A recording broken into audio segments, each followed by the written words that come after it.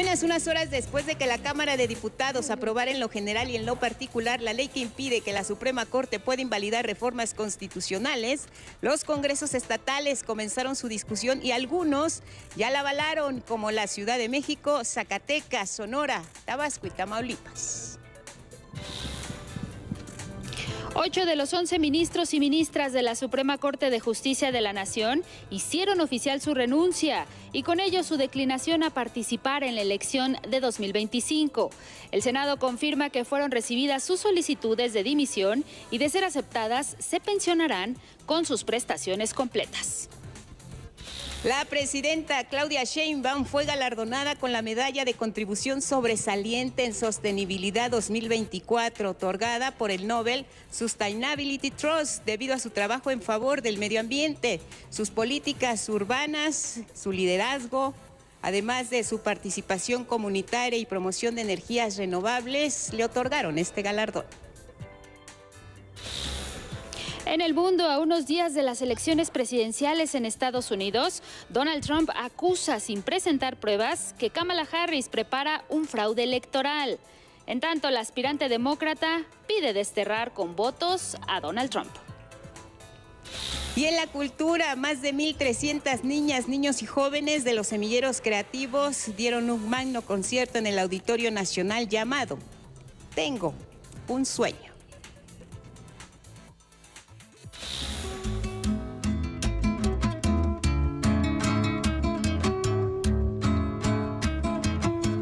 Imágenes que corresponden a un video creado por un artista digital que de esta manera rinde un homenaje en el Día de Muertos. Están ambientadas en distintos escenarios de la Ciudad de México. Vemos ahí el Palacio de Bellas Artes, escenarios como Xochimilco, lugares típicos y tradicionales de nuestra ciudad. Así inician estas celebraciones en recuerdo de los que ya no están.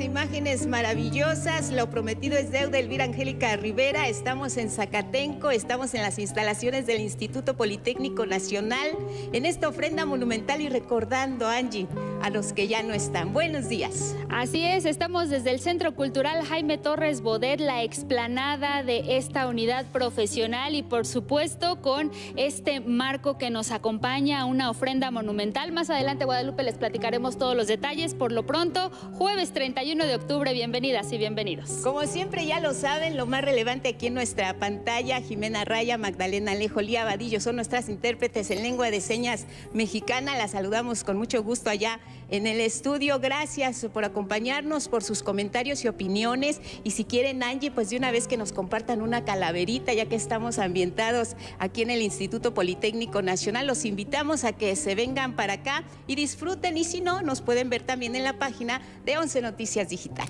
Y por supuesto también les invitamos a quienes nos siguen a través de Radio Instituto Politécnico Nacional. Estamos en el 96.7 de FM, a quienes nos siguen por la señal internacional en redes sociales también estamos. Síganos, acompáñenos aquí desde el Instituto Politécnico Nacional. Y nos vamos directo con los detalles. Iniciamos con lo que ocurrió ayer. Finalmente ya se recibió en el Senado la renuncia de los ministros. Ya se había anticipado que 8 de ellos abandonarían el cargo, lo harán hasta 2025, en agosto del próximo año, pero ya en el Congreso tienen sus renuncias. Les contamos el contexto de lo que ocurrió. 8 renuncias. Les voy a decir quiénes. Luis María Aguilar Morales, Jorge María Pardo Rebolledo, Javier Lainez, Lucía Piña Hernández, Alberto Pérez Dayán, José Alfredo Gutiérrez Ortiz Mena, Y también lo hizo el ministro Ana Margarita Ríos Farjat, y también lo hizo el ministro Juan Luis González Alcántara Carranca. Así, este miércoles 8 ministras y ministros de los 11 que integran la Suprema Corte de Justicia de la Nación declinaron participar en la elección de personas juzgadoras y presentaron sus renuncias ante el Senado. Enviaron su dimisión el último día del plazo constitucional que fijó el Senado para que jueces, ministros y magistrados manifestaran su intención de ir a la elección de sus cargos o dar un paso de costado con los beneficios que les garantiza la reforma judicial a la que se oponen.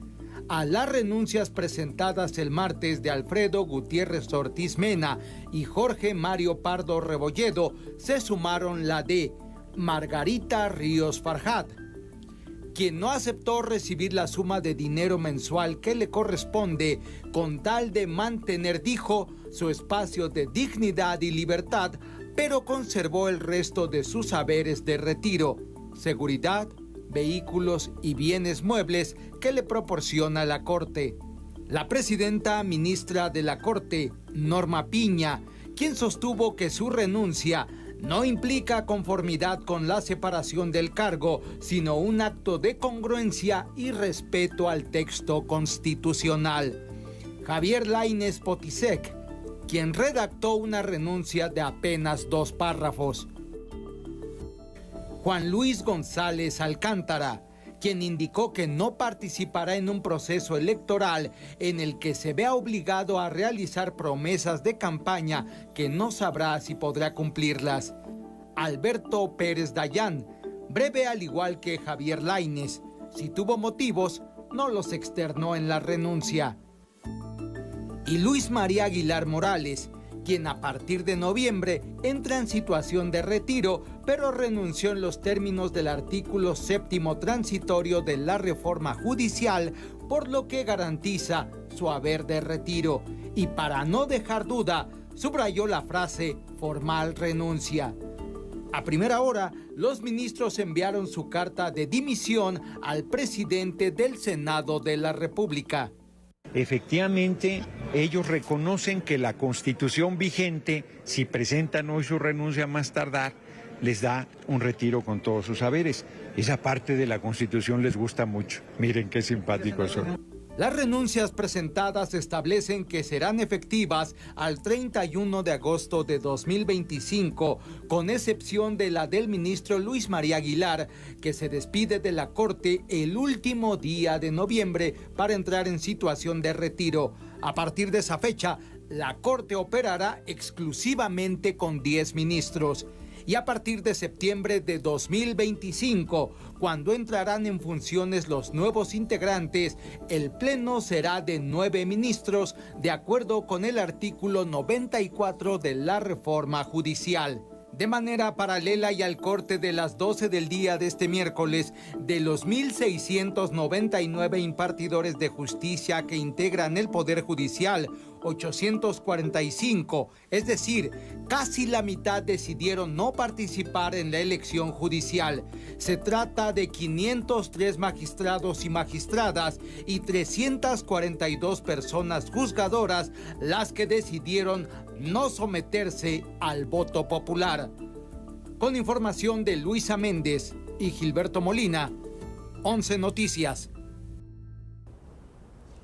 Y por supuesto que la presidenta Claudia Sheinbaum aseguró que están en todo su derecho las y los ministros de no estar de acuerdo con la reforma al Poder Judicial y presentar, como lo hemos escuchado, esta renuncia ante el Senado de la República. En cambio, lo que sí subrayó la presidenta es que no tienen derecho a modificar la Constitución porque eso significa legislar y solo el constituyente mexicano tiene esa facultad. Entonces, vamos a ver qué deciden las y los ministros de la Corte, que pueden no estar de acuerdo y también pueden tomar la decisión, como lo dice la Constitución, de renunciar. Están en todo su derecho y además es legal y es parte de la reforma constitucional. Pero lo que les estoy planteando es por qué la plantean en este marco. Añadió que los ministros y ministras están además siendo juez y parte de un proceso, lo cual también constituye un conflicto de interés. O sea, se está juzgando sobre ellos y sobre los jueces, sobre su ámbito de competencia, resolvió el constituyente y ellos quieren resolver sobre eso. Además de, en efecto, hay un conflicto de interés, pero además están haciendo algo que no les corresponde. Repito, aunque no estén de acuerdo como personas. La presidenta reiteró que esperará que estas personas juzgadoras sometan a votación el proyecto del ministro Juan Luis González Alcántara Carrancá y manifestó además su optimismo en que no quieran pasar a la historia como quienes rompieron el marco constitucional y sobre todo la división de poderes.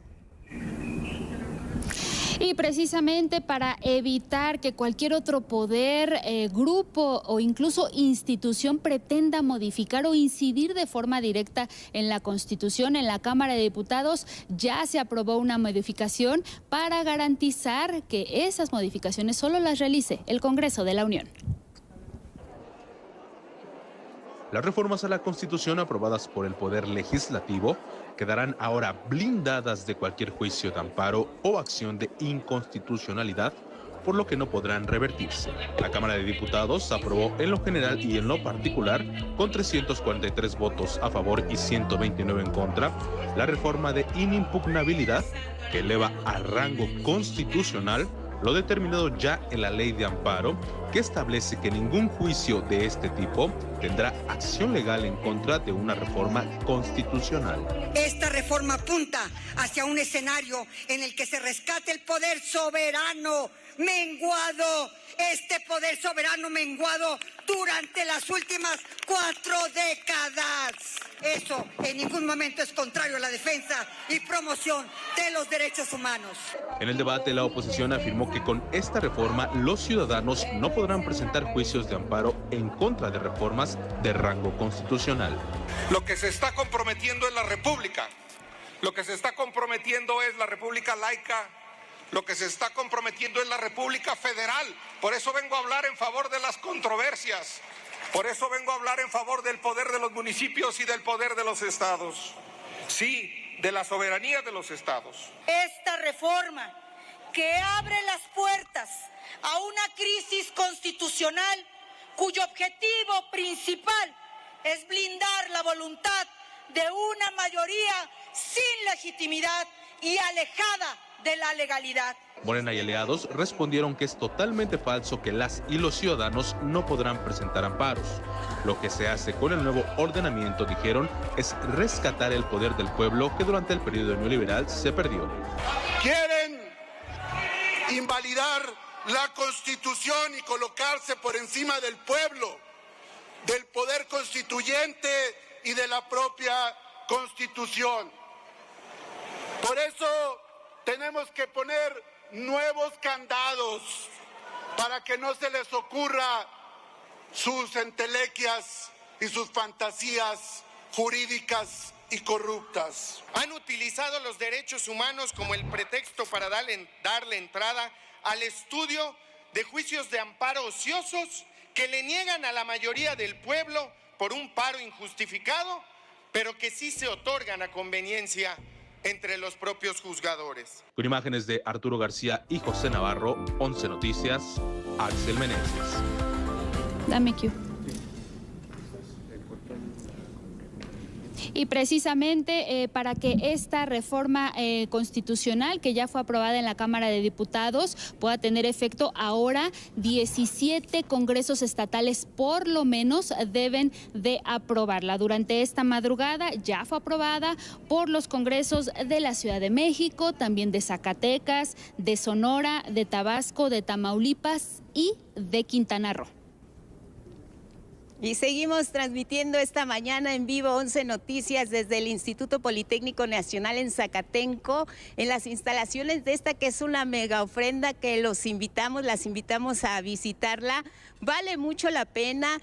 Todas las unidades académicas del Instituto Politécnico Nacional le pusieron mucho corazón para recordar a los que ya no están. Aquí vemos de todo un poco, vamos a platicar todos los detalles de esta mega ofrenda y por supuesto incluso Miren, va a estar abierta hasta el próximo domingo. Si quieren, pueden traer a sus animales de compañía, puede venir toda la familia para recorrerla, disfrutarla, pasarse un día extraordinario aquí en el Instituto Politécnico Nacional.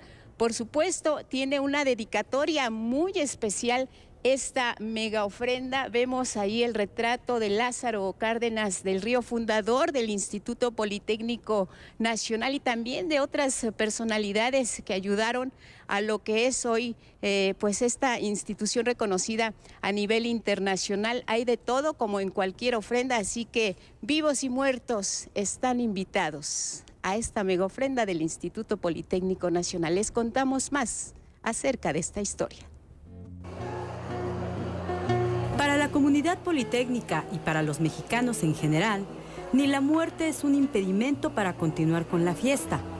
Es por eso que la verbena popular es el tema de la mega ofrenda de Día de Muertos que por primera vez colocó el Instituto Politécnico Nacional en la Plaza Roja de Zacatenco. Aquí, los difuntos que regresen del Mictlán serán agasajados con una serie de antojitos mexicanos. En la entrada, lo primero que encontrarán serán 2 árboles de la vida, con cráneos que representan la conexión entre el cielo y la tierra. Luego, un pasaje formado con arcos, que conducirá a las almas directamente al altar principal. Y en los 52 escenarios elaborados por las distintas unidades académicas, vivos y muertos podrán disfrutar juntos de esta fiesta que les preparó el IPN. Aquí encontrarán, desde luego, una cantina. También podrán participar en un juego de cartas y cantar sus canciones favoritas acompañados por un músico y su guitarra. Para saciar el hambre hay tacos de carnitas y de guisado. Y de postre, un camote asado o un algodón de azúcar. También encontrarán vendedores de flores y de frutas y hasta una barbería. Además, podrán darse una vuelta por Xochimilco. Y para que no extrañen su morada en el más allá, visitar el Panteón.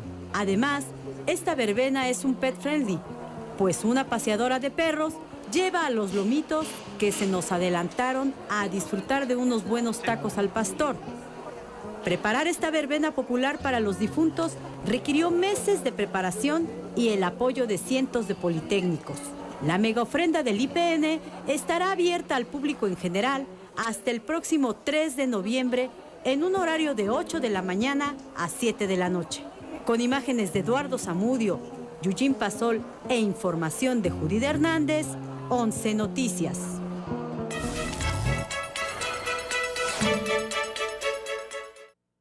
Y agradecemos mucho la hospitalidad del Instituto Politécnico Nacional, y hoy Silvia Blanco, directora de formación de lenguas extranjeras de esta institución, nos acompaña. Silvia, agradecerte que desde muy temprano estés con nosotros, porque sabemos del esfuerzo que llevó. Incluso comentábamos antes de entrar al aire de que ayer por la noche todavía andaban por aquí montando la ofrenda. Bienvenida, buenos días. Muchas gracias. Gracias. Cuéntanos, ¿de qué trata la ofrenda? ¿Cuánto tiempo les lleva planearla? ¿Cómo es que se organizan? Los detalles para que el auditorio conozca y reconozca también lo que está pasando. Muy bien, pues este fue un proyecto ya ideado desde hace más de 2 meses por nuestro director general.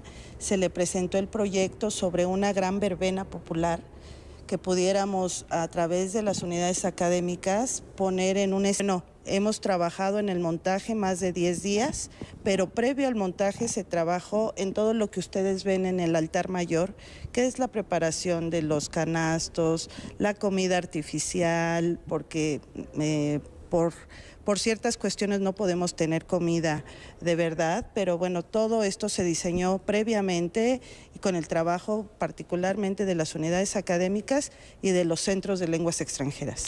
Directora, cuéntenos un poquito cuál es la temática que en esta ocasión decidieron pues montar con esta mega ofrenda, que bueno, vemos una al centro, pero también hay más de 50 en los laterales. Entonces, cuéntenos un poquito de la temática y la participación de las escuelas. Sí, como les decía, es una gran verbena popular.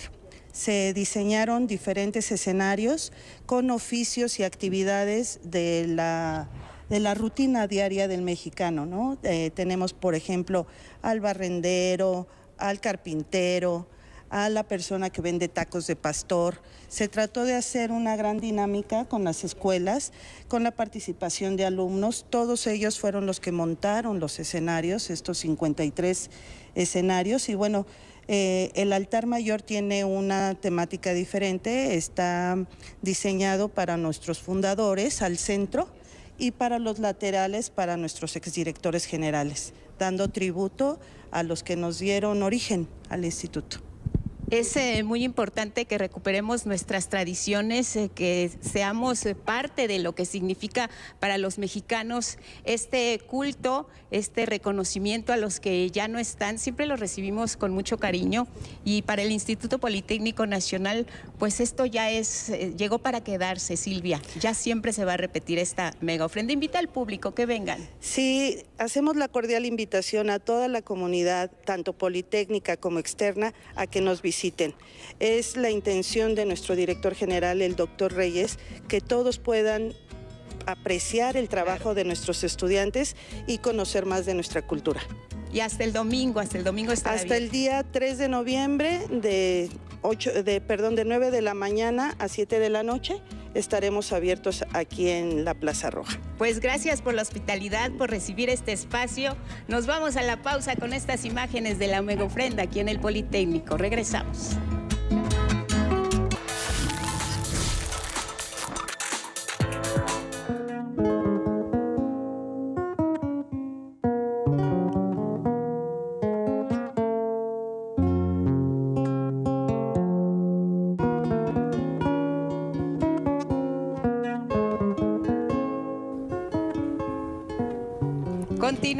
Continuamos esta mañana. Elvira Angélica Rivera con Silvia Blanco. Ella es directora de formación de lenguas extranjeras aquí en el Instituto Politécnico Nacional. Ya te habíamos despedido, Silvia, pero hay cosas muy interesantes que platicar esta mañana, más de la ofrenda, Angie. Así es, Silvia, nos da mucho gusto que pues sigas aquí con nosotros. Platícanos un poquito que se hizo un concurso, porque ya nos decías, hay más de 50 altares, representan a las escuelas de media superior y también superior y los centros de lenguas incluso, pero se hizo un concurso. Háblanos de ello, quiénes fueron los ganadores y por qué ganaron. Muy bien. Estos 53 escenarios participaron, dado que los alumnos fueron quienes montaron los escenarios, se les motivó de esta manera, ¿no? Para que participaran de manera más activa. Y bueno, las unidades académicas que ganaron fue el CECIT 14 con la cuidadora de perros y la unidad profesional de Palenque, de ingeniería de Palenque, con los abuelitos del parque. Entonces, bueno, se cubrió una rúbrica donde se calificó originalidad, los materiales utilizados, los elementos utilizados en la ofrenda, dado que tenían que cumplir con ciertos elementos como el papel picado, la flor de cempasúchil y algunos elementos característicos de una ofrenda tradicional. Elementos característicos que no pueden faltar. Mira, estamos aquí con la parte central de esta ofrenda. Vamos a hacernos un poquito hacia los lados y platícanos, porque yo le decía al auditorio, Silvia, que tenemos ahí el retrato de quien fundara precisamente el Instituto Politécnico Nacional, Lázaro Cárdenas del Río, y en honor a él y a muchas otras personalidades se dedica este altar monumental. Cuéntanos, Silvia. Así es. La parte central del altar mayor está dedicado precisamente a nuestros fundadores y nuestro gran fundador Lázaro Cárdenas, y si ustedes pueden observar las fotografías de todos nuestros fundadores como Wilfrido Mació, Víctor Bravo Aguja, y bueno, a los laterales se encuentran los directores, exdirectores generales ya fallecidos. Y bueno, están rodeados de elementos muy representativos de la ofrenda, como comida, bebida, mole y arroz, fruta, los famosos tamales. Y bueno, si pueden observar, todos los esqueletos tienen una representación. Aquí al frente, por ejemplo, tenemos a la calaca con su conciencia, el bien y el mal, el que juega fútbol, y bueno, el niño queriéndose llevar un juguete, la molera, ¿no? O sea, Silvia, y platícanos también un poquito, por favor, sobre el tapete que hace camino precisamente para llegar a este altar mayor. Sabemos que tiene elementos de acerrín, pero platícanos un poquito qué simboliza que también es bastante vistoso y también está enmarcando pues este gran montaje. Claro, el tapete es un elemento indispensable en la ofrenda. El nuestro mide 26 metros. Fue fabricado por los Centros de Lenguas Extranjeras con acerrín de colores, y al centro tenemos unos cráneos con, le pusimos la representación del personal de staff del doctor Reyes. Entonces todas las calaveras que ustedes ven al centro tienen un nombre aquí, iniciando por nuestro director general, todos sus secretarios, el abogado general, también está la maestra Renata, ¿no? De Canal 11, Radio IPN, los pueden encontrar. Y bueno, esta parte del camino representa la entrada, el paso del umbral, ¿no? Es la llegada por donde entran nuestros difuntos. ¿Qué tal la participación de los estudiantes en el montaje tanto de la principal como de cada una de las escuelas? ¿Cómo fue la respuesta de alumnas y alumnos? Impresionante. Por parte de los alumnos, pero también de los profesores. Los maestros que acompañaron a los alumnos a este montaje fue increíble, con este liderazgo que se caracteriza en todas las unidades académicas. Pues así es, Lupita, estamos viendo esto que nos narra la maestra Silvia Blanco, pues de este gran montaje que tuvieron aquí en el Instituto Politécnico Nacional y la respuesta que recibieron de los alumnos y también de los profesores, que sin duda es fundamental para que esto se pueda lograr, la coordinación de un evento así. Pues muchas felicidades, Silvia. La verdad es que nos da mucho gusto que los politécnicos se integren a todas las actividades, que el instituto nos reciba siempre con los brazos abiertos. Aquí estaremos, recuerden, hasta el próximo domingo va a estar abierto. El horario es de 8 de la mañana, ¿a qué hora? A 7 de la noche. A 7 de la noche, aquí los esperamos a partir de ya para que se vengan. ¿El día de mañana se puede venir todavía? Sí, todo el fin de semana hasta el 3 de noviembre. Oye, ¿hay clases mañana aquí en el Poli? No. Son días festivos, pero va a estar abierto. Perfecto, pues ahí está la invitación. Silvia Blanco, directora de Formación de Lenguas Extranjeras del Instituto Politécnico Nacional. Nuestro agradecimiento por recibirnos esta mañana. Y vamos a seguir porque hay mucho que ver, como ya nos contó. Vamos a ir a cada uno de los altares. Felicidades a todos los chavos, a los jóvenes de los CECITs que participaron y a ti por encabezar esta organización. Muchas gracias, Silvia. Gracias. Seguimos con más Silvia, noticias. Gracias. Elvira Angélica Rivera.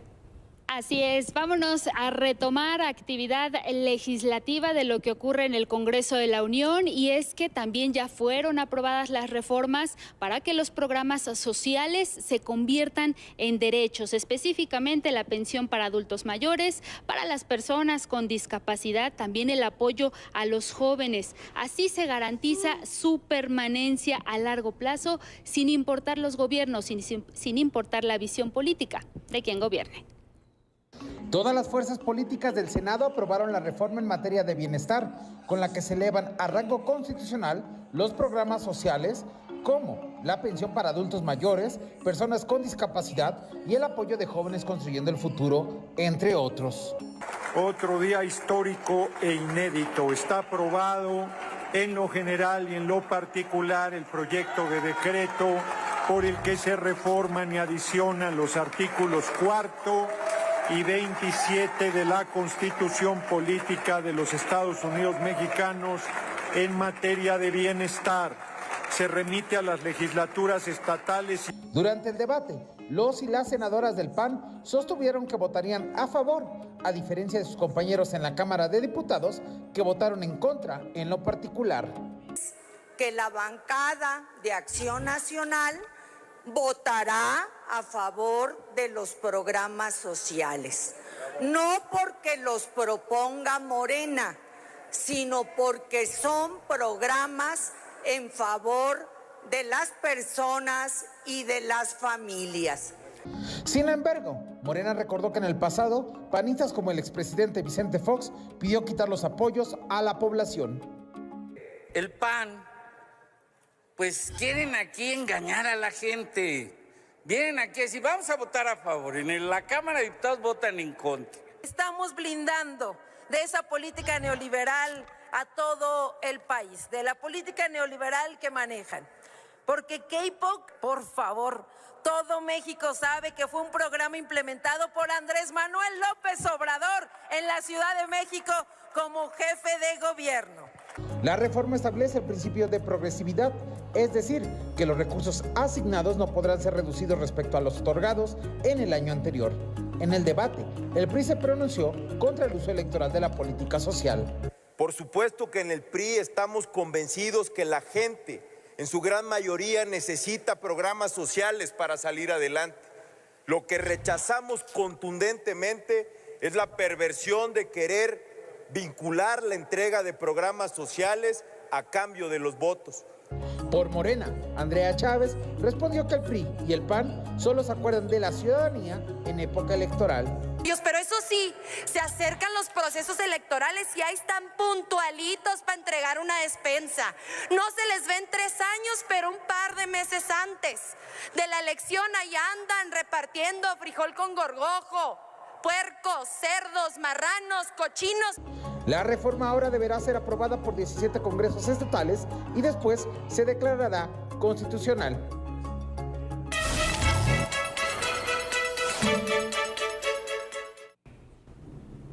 Y seguimos aquí en el Instituto Politécnico Nacional esta mañana transmitiendo desde la mega ofrenda. Omar Matamoros, director de difusión de ciencia y tecnología. Omar, un gusto verte, saludarte. ¿Cómo estás? Muy bien, muchas gracias por la invitación. Oye, contentos porque la ciencia también forma parte de nuestras tradiciones. Claro que en esta ocasión hicieron un concurso maravilloso de calaveritas científicas y bueno, con eso arrancamos. ¿Te parece? Cuéntanos. Claro que sí. Bueno, pues nuestra área y nuestra dirección está enfocada en la divulgación de la ciencia justamente, y creo que una oportunidad importantísima para la comunidad de expresar justamente lo que son las tradiciones es a través de las calaveritas literarias. Y qué mejor que a través de la plataforma de X, que es una plataforma pública. Entonces, bueno, la invitación es que participen con estas calaveritas. Hay 2 hashtags importantes que hay que cumplir, que es calaveritas científicas de DICIT y el otro hashtag es calaveritas de DICIT y PN24. Entonces, ahí ponen su hashtag, ponen su calaverita, lógicamente enfocado a alguna científica o científico del Instituto Politécnico Nacional o de cualquier otra parte del mundo. Y bueno, se hará este concurso a partir del 28 al 2 de noviembre. Fíjate que yo estaba revisando precisamente parte de lo que eran algunas de ellas que habían enviado. Para Mario Molina hay muchas. Ya hay varias, muy hermosas, con la rima tradicional de lo que es una calaverita. Y yo creo que esto también nos hace adentrarnos un poco en los personajes importantes en el área de la ciencia. ¿Esa era parte de la intención? Es parte de la intención, pero también hay que recordar que las calaveritas científicas y las calaveritas literarias no solo son para personajes que ya no están con nosotros. En realidad las calaveritas también sirven, pues de alguna manera, para generar cierta sátira en torno a científicos y científicas actuales. Entonces, pues también, claro que se vale hablar a lo mejor de los científicos de algún instituto, de algún centro de investigación que actualmente estén generando, pues, conversación en la parte científica. Oye, o hasta el maestro de ciencia también le podemos dedicar su calaverita a nuestros compañeros. Sin duda. Claro, en buen tono, Sí, claro. Se trata de humor, se trata de compartir lo que son nuestras tradiciones y lo más importante es no abandonar ninguna de las áreas del Instituto Politécnico Nacional. La ciencia para el Poli es fundamental. El Museo Tesosomoc, el Planetario, son pues 2 lugares muy especiales y muy importantes para el Poli, con actividades constantes a lo largo del año. Sí, no, realmente nosotros tenemos una cartelera anual. En esta ocasión el Planetario y el Museo también se suman a esta gran fiesta. Nosotros también montamos ofrendas tan maravillosas como las que están aquí, son un poco más pequeñas. Sin embargo, bueno, también pueden visitar el Planetario Luis Enriquero, tenemos ahí nuestra ofrenda, tenemos también el museo con nuestra ofrenda. Y bueno, nosotros vamos a estar abiertos el día de hoy. Vamos a tener cerrado el 1 y el 2, pero el 3, que es domingo, que es nuestro día más importante también de la semana, porque recibimos muchas familias, pueden visitarnos. Tendremos algunos talleres específicamente en Día de Muertos, tanto en Planetario como en Museo. Y en Planetario van a poder disfrutar de la proyección Universo Maya, que justo nos habla de esta gran cosmovisión de los mayas, y gran parte de eso también toca temas de los muertos. Claro, porque además nuestros orígenes prehispánicos están muy enlazados con esta tradición de los días de muertos. Después ya vino el sincretismo, la fusión de 2 culturas, españoles, indígenas, y lo que vemos hoy representado en estas ofrendas, Edmundo, es parte de lo que significa esa mezcla de culturas, pues que se recupera tanto lo que es la historia de los pueblos indígenas que ya tenían sus propias tradiciones celebraciones de muertos y lo que es ya el sincretismo con lo que significó la llegada de los españoles. Así que pues vale la pena invitar a la gente a que venga al planetario, que venga al museo y que venga a la mega ofrenda, ¿no? Sí, por favor, claro, como lo comentó la maestra Silvia Blanco, la ofrenda va a estar disponible aquí pues todo el fin de semana.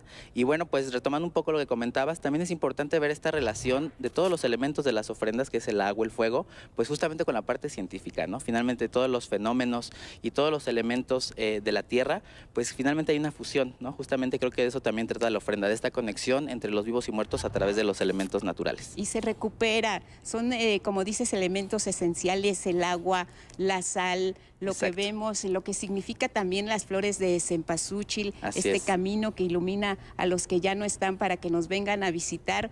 Creo que hay que fomentar no solo nuestras tradiciones, sino también el amor por lo que significa un país como el nuestro. Así que pues en el Instituto Politécnico Nacional, pues así es y ha sido siempre, ¿no? También. Así es, y bueno, es una manera de preservar nuestras tradiciones y pues los invitamos y las invitamos a que participen en nuestro concurso digital. En el concurso digital, repítenos el hashtag. Sí, claro que sí, hashtag Calaveritas de DICIT 24, Calaveritas Científicas IPN de DICIT 2024. ¿De DICIT qué significa? Dirección de Difusión de Ciencia y Tecnología. Perfecto, pues ahí nos metemos, está el hashtag. Queremos ser trending topic, ¿no, Edmundo? Tenemos que ser trending topic. Pues ahí está para que se sumen. Estamos aquí en el Politécnico recibiendo pues toda la información que se necesita para que seamos parte de nuestras fiestas y tradiciones. Gracias, Edmundo, director de Difusión de Ciencia y Tecnología ahora.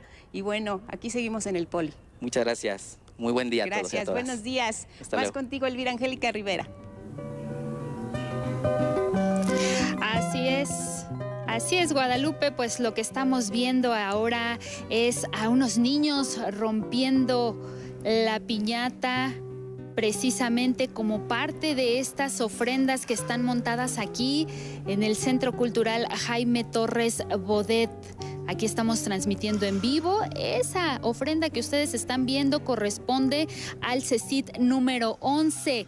Y ahora tenemos de fondo la ofrenda del CECIT 16 y podemos ver otro gran oficio, otra gran actividad como parte de esta verbena popular, que es el tepachero, la tepachera, quien nos vende tepache, esta bebida tradicional fermentado de piña que refresca sin duda a muchas comunidades y por supuesto a muchas personas. Vamos a retomar información que tiene que ver con las reformas constitucionales, y es que este miércoles la presidenta Claudia Sheinbaum firmó dos importantes decretos. Uno de ellos fue de la reforma energética, y es que a través de esta reforma y ahora ya decreto, la Comisión Federal de Electricidad y Petróleos Mexicanos regresan a ser empresas del pueblo de México. Esto es como parte de la estrategia para garantizar la autosuficiencia tanto de combustibles como de electricidad. De esta forma se puede otorgar a precios accesibles para toda la población.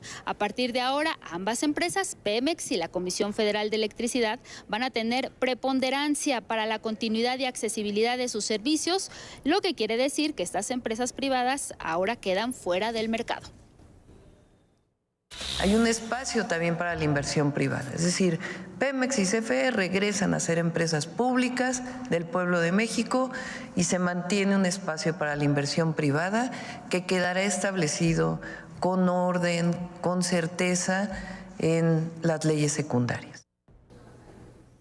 Hay que recordar que en 2013, durante el gobierno de Enrique Peña Nieto, se aprobó una reforma energética que les dio el carácter de empresas productivas del Estado y las puso a competir con las privadas en condiciones de desventaja. Además, fueron saqueadas y desmanteladas. Este es el escenario que se revierte ahora con esta nueva reforma. Con esta reforma lo que se está haciendo, lo que se logró es regresarle al pueblo de México a estas empresas. Se cambia la naturaleza tanto de la Comisión Federal de Electricidad como de Petróleos Mexicanos para devolverles eso, su carácter público como empresas públicas del Estado. ¿Esto qué significa? Que se le da prevalencia a estas empresas para que se garantice la continuidad, la seguridad y la accesibilidad de todos los mexicanos a un recurso estratégico. Y bueno, con esta reforma también se agrega las energías limpias, la generación por medio de las hidroeléctricas, que no se contemplaba en la antigua ley, en donde se consideraba solo la energía eólica y a la solar como limpias, y eran estas las que tenían preponderancia, es decir, las que mayoritariamente eran generadas por privados, aunque su capacidad de despacho fuera intermitente. También se realizó la firma del decreto por el cual el Estado mexicano recupera ahora la operación de los trenes de pasajeros. Se les considera área prioritaria sobre el transporte de carga. De esta manera, el servicio lo puede administrar el Estado, que podrá decidir que particulares presten el servicio a través de concesiones o del propio Estado.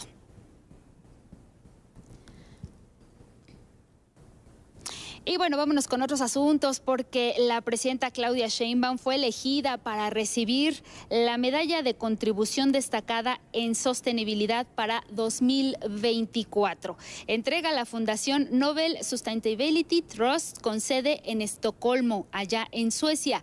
Esta carta fue enviada a la mandataria y firmada por Michael Nobel, el fundador de esta organización, en la que se reconoce sus esfuerzos excepcionales y su compromiso inquebrantable por promover iniciativas de sostenibilidad en México.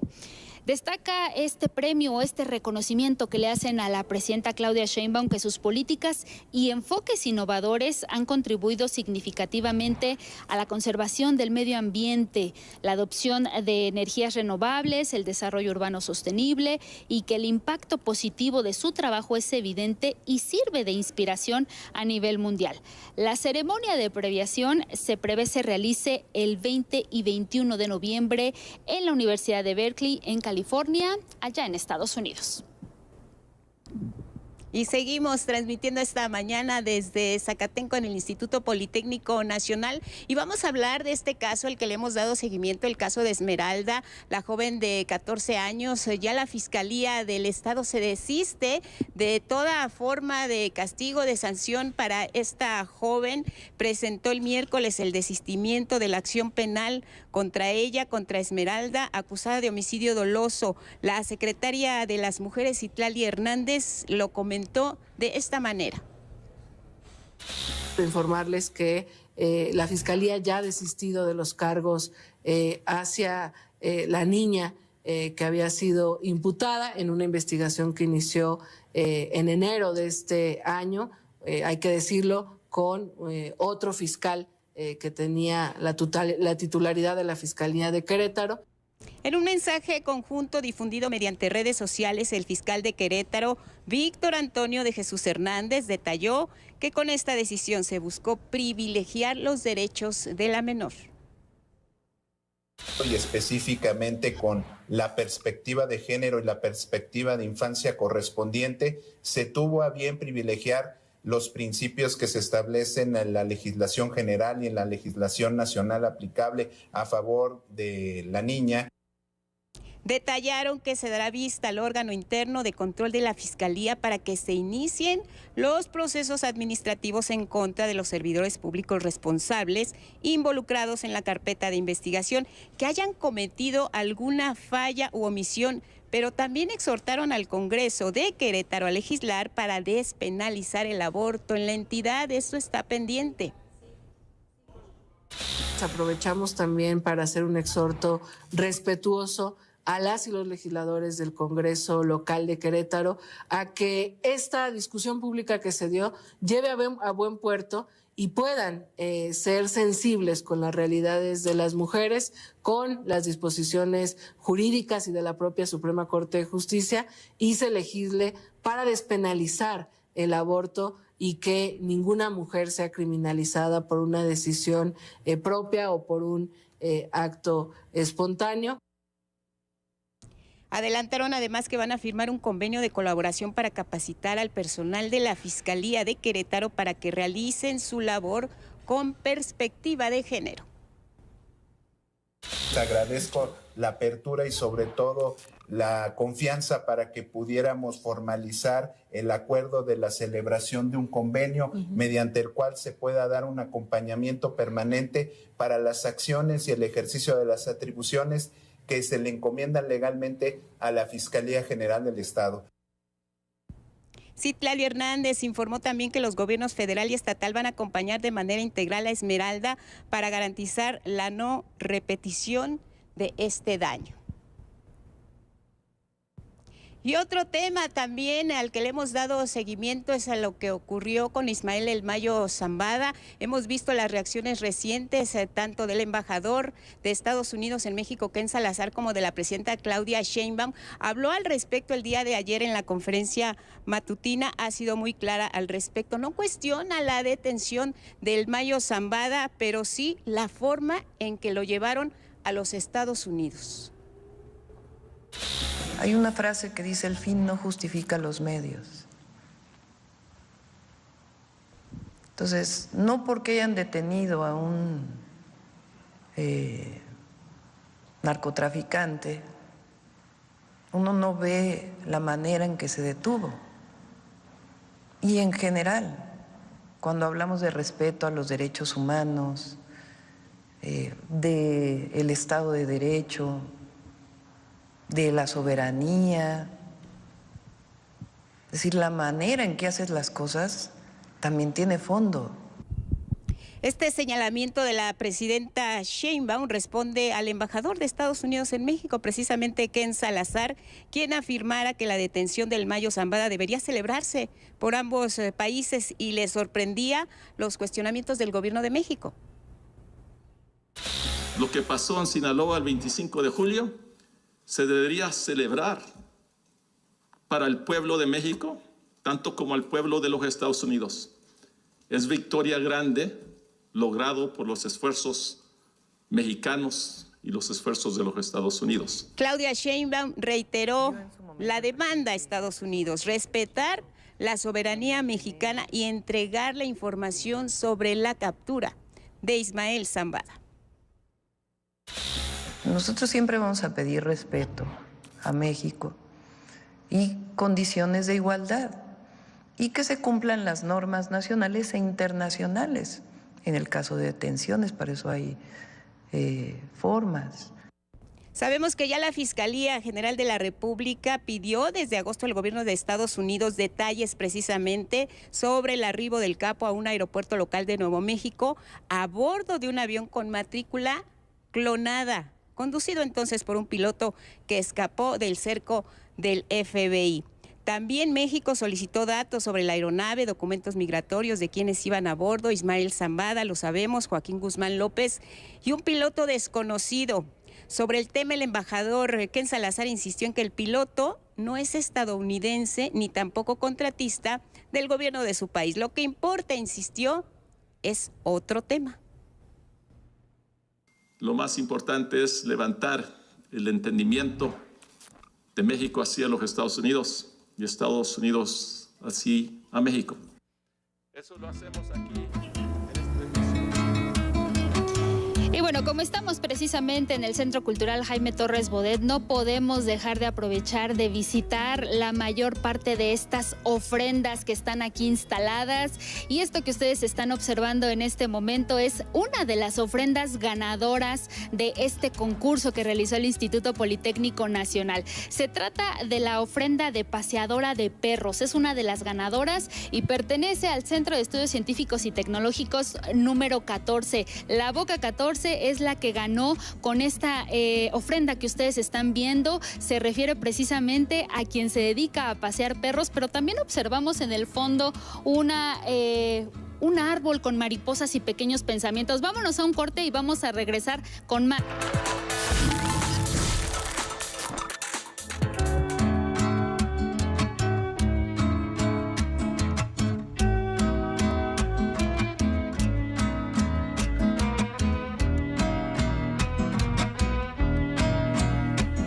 Seguimos en esta verbena popular hecha ofrenda aquí en el Instituto Politécnico Nacional, en esta transmisión totalmente en vivo de este noticiero matutino. Ahí las imágenes que ustedes podían apreciar eran de una vendedora de tacos de guisado y por supuesto es que en una verbena nunca pueden faltar los tacos de guisado y a esta hora de la mañana pues también ya se nos están antojando.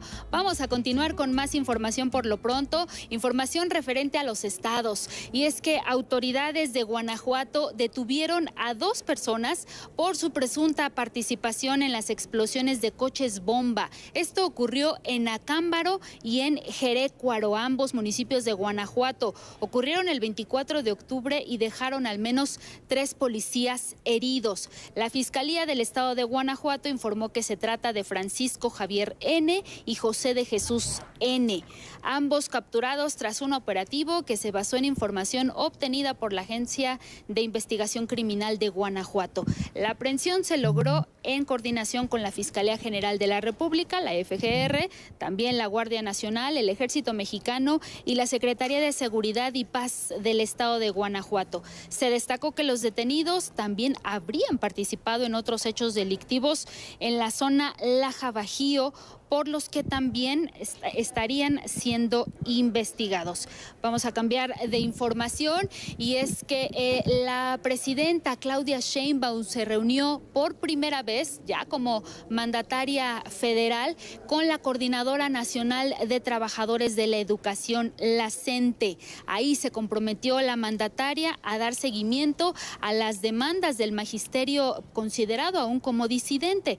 A través de mesas multidisciplinarias se dará atención al magisterio, tanto con los titulares de la Secretaría de Educación Pública, de Gobernación y del ISSSTE. Las reuniones de trabajo arrancarán a partir del jueves 7 de noviembre, es lo que se informó, y van a concluir en diciembre. Y serán en torno a la exigencia de la CENTE para abrogar las leyes secundarias de la reforma educativa de 2019, así como la ley del ISSSTE de 2007, además de salarios justos y de hacer realidad su derecho humano y universal a la salud y a la vivienda digna, entre otros. Tendremos entonces una nueva reunión con la presidenta el 9 de diciembre, entendiendo que para esa fecha tendremos que tener respuestas puntuales a lo que hoy se planteó, a lo que tendrá que resolverse en las mesas que se van a llevar a cabo en los siguientes días. Fueron casi 3 horas de diálogo ahí en Palacio Nacional y después de ello Pedro Hernández, dirigente de la sección 9 de esta coordinadora, destacó que entre otros puntos de su pliego petitorio también se exigió mayor seguridad para maestras y maestros en Guerrero, Oaxaca y Chiapas principalmente. Hay muchos riesgos hacia nuestros compañeros en varios estados y particularmente condenamos ahí frente a la presidenta, el asesinato del padre Marcelo Pérez Pérez de Chiapas, porque nos acompañó muchas veces también en las movilizaciones, en el apoyo a nuestros compañeros. Y bueno, desde aquí, desde el Centro Cultural Jaime Torres Bodet, regresamos un momento al estudio. Ya está lista toda la información deportiva. Gabriel Sainz, cuéntanos qué pasó con los Dodgers. ¿Ganaron, perdieron? Ya terminó la Serie Mundial. Así es, Angie, buenos días para ustedes allá en Zacatenco. Un abrazo, buenos días a nuestro auditorio. En efecto, como lo dices, los Dodgers lograron llevarse la corona y vamos a ver cómo estuvo el partido. Aquí la crónica.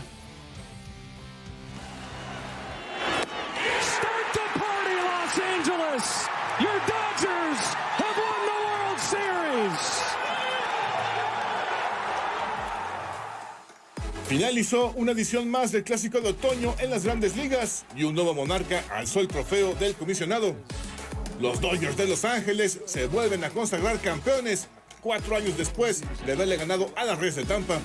Y hoy vencen al equipo más ganador, los Yankees de Nueva York, quienes continuarán con el anhelo de romper con la racha de 15 años sin sumar otro título a su vitrina. La novena angelina recorrió Estados Unidos de costa a costa para seguir con el dominio que mostraron en los primeros juegos de este Clásico de Otoño, para hoy sumar su 8º trofeo y ser el 6º equipo con más campeonatos de las ligas mayores tras dejar la pizarra 7-6, finalizando la serie 4-1. El marcador lo abrió la estrella de los Yankees, el jardinero central Aaron Judge, en la parte baja de la primera entrada con un cuadrangular. Su compañero Jazz Chisholm también voló la barra y colocó el 3-0 en la pizarra. Los neoyorquinos continuaron aumentando su ventaja en la entrada 2 y 3 con solo una carrera. Para la parte alta del 5º inning, con una pizarra de 5-0, los Dodgers revivieron con un doble cuadrangular de Teóscar Hernández logrando llevarse por delante a Mookie Betts y a Freddie Freeman. Para la sexta alta, los Yankees recuperaron su ventaja con un fly de sacrificio de Giancarlo Stanton, colocando el 6-5. Y aunque los de la Gran Manzana se aferraron al mexicano Alex Verdugo, siendo su última esperanza, los Dodgers llegaron para coronarse y con el out 27 poncharon al mexicano, cerrando la pizarra 7-6, lo que les valió celebrar el octavo título. Pese a la lesión en el tobillo, Freddie Freeman se colocó como la pieza clave en los 5 juegos de la Serie Mundial, tras realizar 12 carreras impulsadas y 4 home runs, lo que le valió ser el MVP de esta serie. Los Dodgers de Los Ángeles celebran esta gran remontada para alzar el trofeo del comisionado, brindándole así un homenaje a una de sus grandes estrellas, Fernando "El Toro" Valenzuela. Start the party, Los Angeles. Your Dodgers have won the World Series. Con información de Naomi Rodríguez, 11 Noticias. Ya hasta aquí la información deportiva, no sin antes decirles que hoy empieza la jornada 9 de la NFL con el encuentro entre los Tejanos de Houston y los Jets de Nueva York. Ahora sí, hasta aquí la información deportiva, regresamos con ustedes hasta Zacatenco.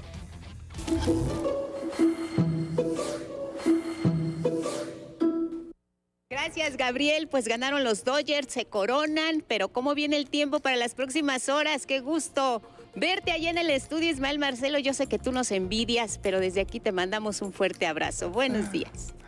¿Cómo estás, Guadalupe, Angélica? Un fuerte abrazo también de vuelta. Y bueno, ¿saldrán a pedir calaverita? Bueno, pues vamos primero a conocer el pronóstico del tiempo.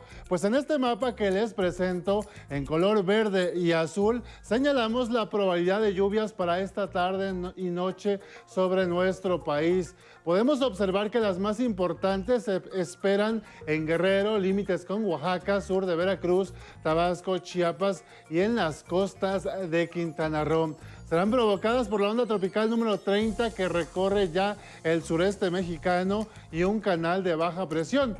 Por otro lado, tenemos en el norte del país el paso del Frente Frío número 6, el cual producirá bajas temperaturas esta mañana y durante la noche, así como vientos de 40 a 50 kilómetros por hora esta tarde en todo el norte del territorio nacional. También se pronostican nieblas y lloviznas alrededor de las 9 de la noche en zonas montañosas de Veracruz, noreste de Oaxaca y en prácticamente todo el estado de Chiapas y Tabasco. Por tal motivo, no olviden el suéter ni el paraguas, especialmente en el norte y sureste del territorio nacional, pues esta noche esperan lluvias y chubascos con densos bancos de niebla. En el pronóstico para las demás regiones de nuestro país, ¿qué creen? También lloverá fuerte en Puebla, Morelos, en el Estado de México y también en la Ciudad de México. Estas precipitaciones mañana y durante el sábado se intensificarán especialmente en el sur de la capital del país. Para el noroeste dominará cielo nublado, ambiente fresco esta mañana y caluroso por la tarde con máximas de 20 a 30 grados Celsius. Ojo, mañana empezará a llover en los municipios del norte de Baja California. Las lluvias también se generalizarán en todo el estado de Michoacán.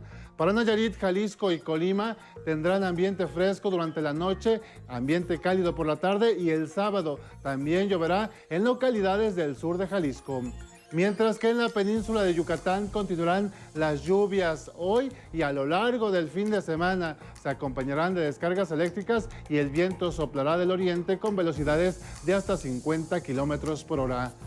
Pasamos al pronóstico del tiempo para algunas ciudades del territorio nacional. En la Perla Tapatía tendrán días soleados y óptimos para realizar actividades al aire libre. El ambiente será fresco por las mañanas con 11 grados de mínima y llegarán a 29 de máxima. Para Monterrey, Nuevo León, se prevé cielo nublado por la tarde con posibilidad de lluvias y chubascos dispersos. Ambiente templado esta mañana con 19 de mínima y caluroso por la tarde con 29 de máxima. Y recalcamos, en la Ciudad de México tendremos lluvias jueves, viernes y sábado, especialmente durante la tarde y noche, y se acompañarán de descargas eléctricas. El ambiente será fresco con 12 grados de mínima y cálido por la tarde con 25 de máxima. Es todo en cuanto al pronóstico del tiempo. Lupita, no sé si tengas alguna cuestión que hacerme este día. Mira, sí tengo una pregunta que tiene que ver con este fenómeno de la dana, Ismael, porque tenemos dudas nosotros y el auditorio, y tú que eres meteorólogo, ¿quién mejor para explicarnos qué es la dana, Ismael? Mira, Guadalupe, podemos verlo en nuestra imagen de satélite, en nuestra imagen interpretada. Podemos ver en el norte del territorio nacional esas ondulaciones, son vientos intensos de más de 120 kilómetros por hora. Y bueno, cuando forman ondulaciones, las ondulaciones pueden ser tan cerradas que se desprende de esas corrientes de vientos fuertes, se desprenden como una especie de donitas que producen descenso de la temperatura y lluvias. Vamos a ver, la de arriba se llama corriente en chorro polar y la de abajo, la corriente de abajo, se llama corriente en chorro subtropical. Si la donita se desprende de la corriente en chorro polar, produce las tormentas invernales que generan marcado descenso de la temperatura y nevadas.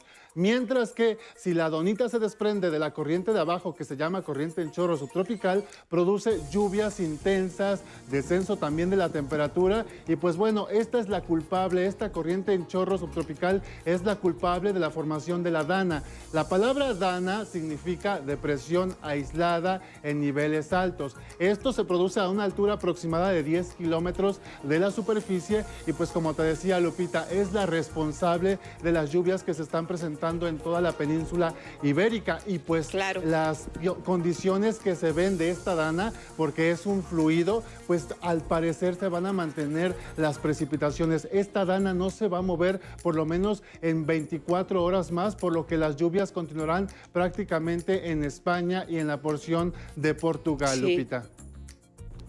Bueno, pues desde aquí sabemos nuestra solidaridad con Valencia, con España, por lo que están pasando en todo el Canal de la Mancha, estas lluvias terribles, tremendas, que han causado incluso pérdida de vidas. La explicación, como siempre, interesante contigo, que eres experto, Ismael Marcelo, muchas gracias. Y mira, no me quiero despedir sin antes decirte que ya te voy a llevar tus tamalitos de a 20 pesos.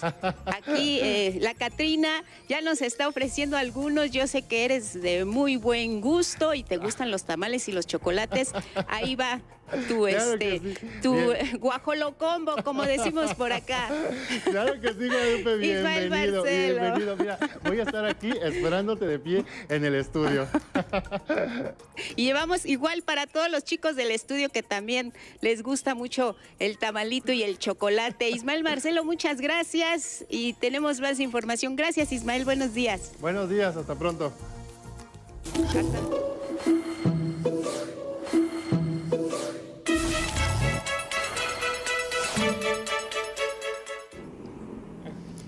Y bueno, luego de escuchar el estado del tiempo, entendemos un poco por qué estamos sintiendo este frío. Nos encontramos ahora con José Antonio Cruz González. Él es director de difusión cultural del Instituto Politécnico Nacional. Buenos días, bienvenido. Muchísimas gracias. Gracias por estar aquí con nosotros.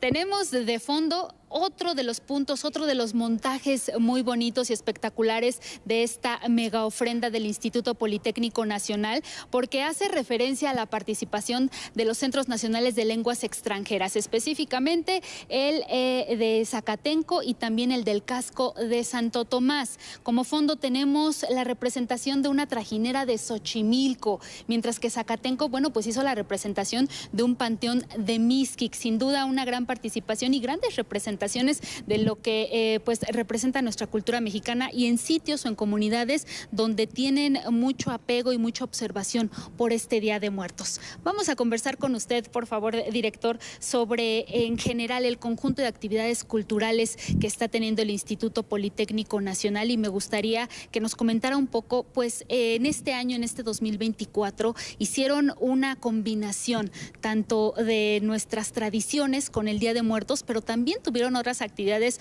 pues referentes al Halloween, referentes a otras dinámicas. Cuéntenos, por favor, de ello. Claro, mira, te platico. Realmente nosotros como Dirección de Difusión Cultural lo que hacemos es complementar todas las actividades que evidentemente el Instituto proporciona a nuestra comunidad, y en la parte de la cultura, además de grandes eventos académicos, culturales, también colocamos cuestiones artísticas, y evidentemente estas fiestas tradicionales para nosotros son muy importantes. La verdad generar elementos de arraigo para con nuestra comunidad son muy importantes. Este ejercicio que hoy se hizo en la explanada me parece muy interesante, muy bonito y además muy atractivo para toda la comunidad. Sin embargo, como bien lo mencionas, también estos ejercicios como de pronto Halloween, aunque no es parte de nuestra cultura, yo creo que está ya también muy fuerte insertado en nuestros jóvenes. Entonces quisimos aprovechar esa oportunidad también de ligar esos eventos. Lo hicimos a través del viernes pasado con un maratón de cine de terror que se abrieron nuestras salas del Auditorio Jaime Torres Bodet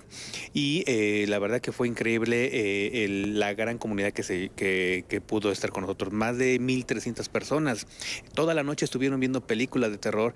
Además de eso, pues complementado con actividades que enmarcan también la parte de Día de Muertos, como talleres de la siembra y cosechas en Pazúchil, talleres de globos de Cantoya, que también es una actividad muy interesante, concurso de catrinas, elaboración de calaveras literarias y todo esto realizado con la participación de alumnos que vienen muy bien complementando esta hermosa actividad que se hace de montaje de ofrendas. La verdad es que desde la Dirección de Difusión Cultural, a través de la Secretaría de Servicios Educativos, pues ha hecho un esfuerzo muy grande pues para continuar con estas tradiciones, además de que nuestros talleres de el coro, por ejemplo, que participó también en una presentación muy bonita, la música folclórica, danza contemporánea, danza azteca. Son toda una serie de los talleres y actividades que forman parte de lo que se hace no solo en el Centro Cultural, sino en las diferentes instancias del instituto. Y es una forma también de contribuir a mantener nuestras tradiciones.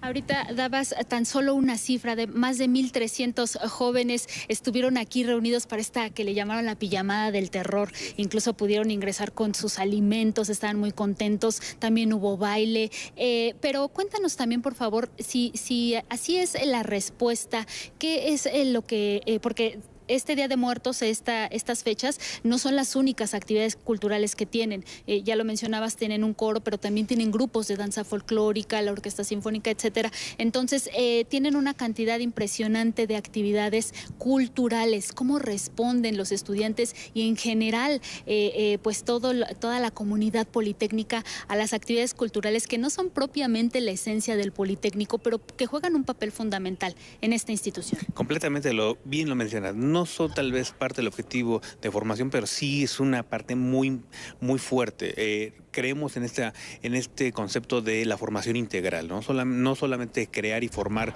grandes profesionales, sino seres humanos. Y a través de esas actividades, la verdad que creo que se hace un gran esfuerzo por parte del instituto de generar esta formación integral. Es cierto, no solo de lo que hacemos con las actividades, sino también de otras actividades culturales, artísticas, de artistas invitados que se realizan durante el año. Y déjame destacar que este año precisamente el Centro Cultural Jaime Torres Bodet celebra 60 años de entrar en funciones. En 1964, cuando se abre por primera vez las puertas del Centro Cultural, pues comenzaron esta serie de actividades. Y como dato curioso, y es importante mencionarlo, que la primera sede del Centro de Lenguas Extranjeras estuvo aquí en el Centro Cultural Jaime Torres Bodet, ¿no? Hoy día, pues un gran instituto ya formado por parte del Politécnico, pero aquí se vio nacer, ¿no? Y bueno, nosotros tenemos dentro de esa actividad de Centro Aniversario, hemos tenido todo el año una serie de eventos muy importantes. Recientemente, la semana pasada, tuvimos la cancelación de un timbre postal conmemorativo del Centro Jaime Torres Bodet, del Centro Cultural Jaime Torres Bodet. Y tendremos algunas otras actividades. Hacia finales de noviembre inauguraremos una exposición en la Galería Abierta que está sobre Reforma, sobre fotografías históricas y contemporáneas del trabajo del Centro Cultural. La verdad es que un gran trabajo también desde todo el equipo de la Dirección de la Difusión, Producción, Gestoría, ha logrado que los chicos puedan seguir acercándose. Además, evidentemente, de proporcionarles grandes beneficios, como lo que hoy día las becas culturales que a través del instituto son muy importantes y hacen que tengan un mayor acceso a estos eventos, además de aprovechar los talleres y las presentaciones artísticas, pues también pueden ser acreedores de una beca cultural, que para nosotros es muy importante que los chicos puedan tener acceso a ellas. Entonces, la verdad es que hay una serie de actividades importantes en todo este año, en el marco del 60 aniversario, pues también nos llena de mucho orgullo y poder participar en eventos de este tamaño. Sin duda, vienen grandes oportunidades en materia cultural para el Instituto Politécnico Nacional. Nosotros desde Canal 11 pues estaremos muy pendientes de de ellos y también que la cultura llegue a todas las escuelas del Politécnico para que cada vez pues la comunidad se siga acercando. Claro, ese es un reto enorme que tenemos, el que la cultura no solamente se concentre en el área central, sino sacarla a las unidades académicas, tener el acercamiento. Es uno de los retos y las solicitudes que nuestras autoridades nos han hecho y nos han hecho hincapié para poder fortalecer este vínculo cultural y poder desarrollar mejores proyectos con las unidades para que a partir del área central podamos seguir trabajando con ellos. Pues José Antonio Cruz González, director de difusión de cultura del Instituto Politécnico Nacional, muchísimas gracias por habernos acompañado y por dar a conocer todo lo que está pasando en materia cultural en el Instituto Politécnico. Buenos días. Gracias, muchísimas gracias. Muchísimas gracias a usted. Vámonos con más información. Guadalupe, ¿hasta dónde te encuentras? ¿Qué has encontrado?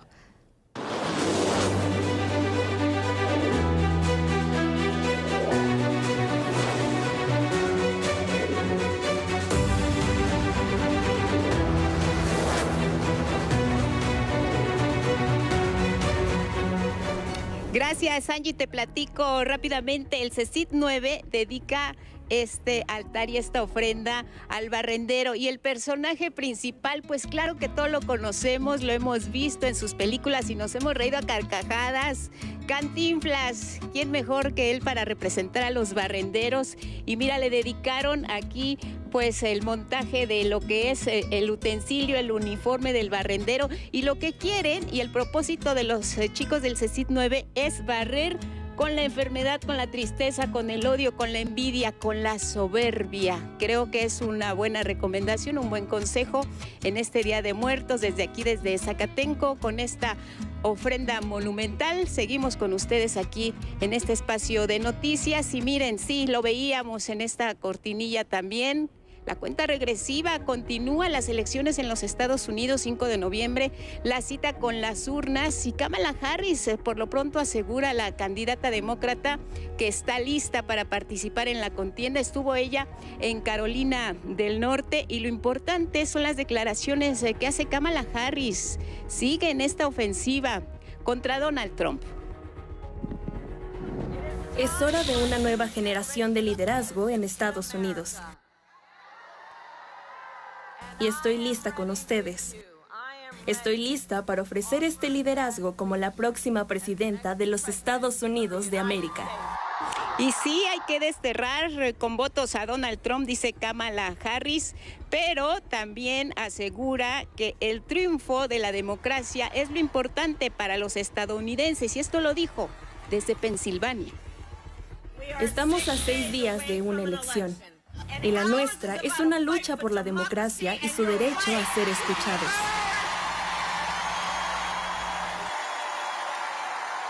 Eso es lo que está en juego en esta elección. Por su parte, el republicano Donald Trump aseguró que en Pensilvania se hacen trampas a gran escala y sin aportar pruebas acusó a Kamala Harris de preparar un fraude electoral. Dijo que el presidente Biden ofendió a sus seguidores. Joe Biden finalmente dijo lo que él y Kamala realmente piensan de nuestros seguidores. Los llamó basura. Y sí, son tiempos electorales y ahí vemos a Donald Trump arriba de un camión de basura para trasladarse a un meeting, esto en Wisconsin. 250 millones de personas no son basura. Puedo decirte quién es la verdadera basura, pero no diremos eso.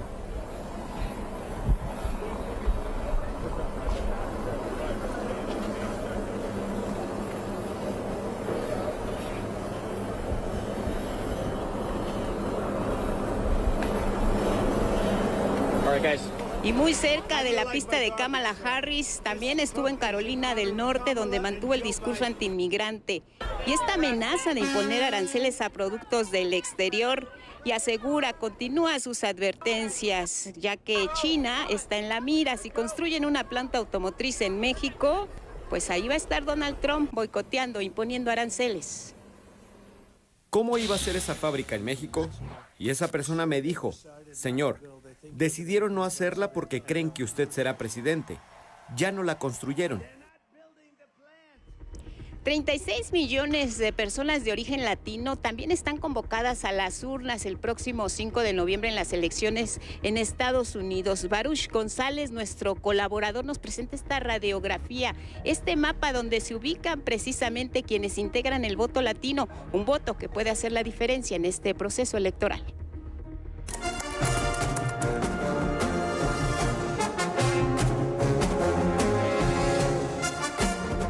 Hola, mi nombre es Baruch y hoy vamos a hablar del voto latino en Estados Unidos.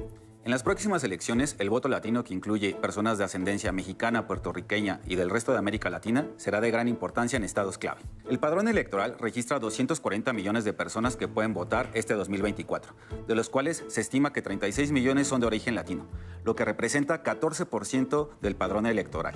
De 2020 a 2024, el número de personas votantes latinas aumentó en 4 millones. Las zonas con mayor cantidad de personas votantes latinas se encuentran en el sur, en los estados de California, Arizona, Texas y Florida, mientras que en el norte resalta el estado de Nueva York. Si bien Donald Trump ha ganado adeptos entre la población latina con grupos como el de Latinos for Trump, generalmente han votado con mayor porcentaje por los candidatos demócratas. En la pasada elección de 2020, 61% de las personas votantes latinas votaron por Joe Biden, mientras que el 36% de personas votaron por Donald Trump, con participación importante en los condados de Nevada, Texas y Florida. De acuerdo con el Pew Research Center, dentro de los temas que más interesan a las personas latinas que pueden votar están la economía, la inflación. Para esta elección de 2024 consideran que el candidato Trump puede tener mejor desempeño. En términos demográficos, un mayor porcentaje de mujeres latinas tienen una opinión favorable por Kamala Harris, contrario a la opinión de los hombres cuyo porcentaje de apoyo es mayor a Trump. Si se analiza por grupo de edades, el grupo latino de 45 años en adelante tiene mayor porcentaje de apoyo para Donald Trump, contrario a lo que se observa en el grupo de 18 a 44 años, que en su mayoría apoya a Kamala Harris. Los estados clave donde el voto latino tendrá más peso son Nevada, Arizona, Pensilvania, donde la elección de 2020 se decidió por menos de 10,000 votos, dándole la victoria a Joe Biden. Es aquí donde se espera una elección muy cerrada y el voto latino puede ser decisivo para obtener los 47 votos electorales que suman estos 3 estados. Las elecciones terminan este 5 de noviembre. Síganos en nuestras redes sociales para más información.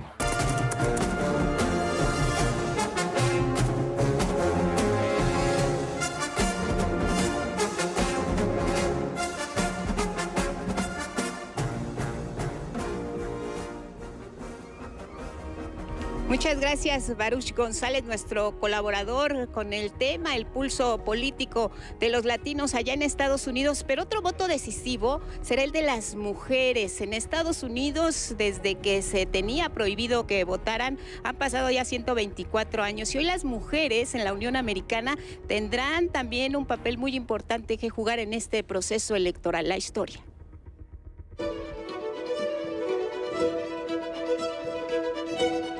El voto femenino en las elecciones presidenciales de Estados Unidos camina con pie firme para alcanzar un rango histórico.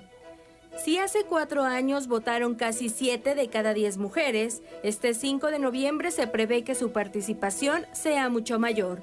El incremento en la movilización femenina es alentado por temas como el aborto y la salud reproductiva, a favor y en contra, que incluso podrían convertirse en detonantes para la victoria de uno de los 2 contendientes principales. En la balanza del sufragio de la mujer estadounidense han sido favorecidos los candidatos demócratas. De acuerdo con el Consejo Estadounidense de Relaciones Internacionales, Joe Biden, entonces aspirante a la Casa Blanca, captó en las elecciones de 2020 el voto de 9 de cada 10 afroestadounidenses y 7 de 10 hispanas. El Partido Republicano mantuvo la lealtad de la mayoría de las mujeres blancas, que representan el 40% del electorado y el subgrupo más grande de mujeres votantes. Él es pro vida. Esa es una de las principales cosas para mí. Asegurará la frontera y reducirá el costo de la vida.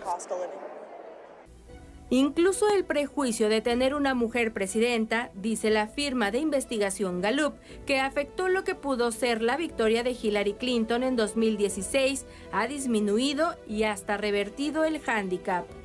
Esta consultora documentó que en 1958, solo 54% de las estadounidenses dijeron que votarían por una mujer para la presidencia. En enero de 2024, esa cifra aumentó al 93%. A diferencia de Trump, quien proyecta machismo y basa su agenda de temas en impulsar la economía, frenar la inmigración y las importaciones chinas, Harris aglutina en sus propuestas la inclusión de clase media con énfasis en las mujeres madres y trabajadoras, en los beneficios sociales a las minorías y clases bajas. Sobre todo, ha insistido en la defensa de los derechos reproductivos, la recuperación del derecho al aborto y la libre decisión de cada mujer sobre su cuerpo. La activista Dilla Fox sintetizó así lo que Kamala representa durante la Convención Nacional Demócrata. Necesitamos a Kamala Harris. Ella nos traerá un futuro en el que podamos decidir si formar una familia y cuándo. Un futuro en el que podamos pagar el alquiler y los alimentos. Un futuro en el que no estemos aplastados por las deudas estudiantiles. Un futuro en que cualquier niño que reciba almuerzo gratuito pueda pasar por la puerta de la universidad de sus sueños. Datos recientes revelan que el voto duro femenino republicano podría sufrir fisuras o incluso resquebrajarse. En la elección primaria republicana de Carolina del Sur, un 43% de las mujeres blancas votaron por Nikki Haley, lo que sugiere una posible pérdida de apoyo para Trump. Incluso actrices de la industria de la pornografía han lanzado una campaña de votos anti-Trump, ante el riesgo de que si llega a la Casa Blanca, ponga fin a la legalidad de que goza esa actividad. Sabemos cómo se desarrollará esto si realmente entra en vigor una prohibición de la pornografía. No es una tontería, no es comedia griega, no es algo casual. Lo que sucede cuando se ilegaliza una industria, cuando se criminaliza una industria, es que se atrae a los criminales. Con información de José Alberto Navarrete.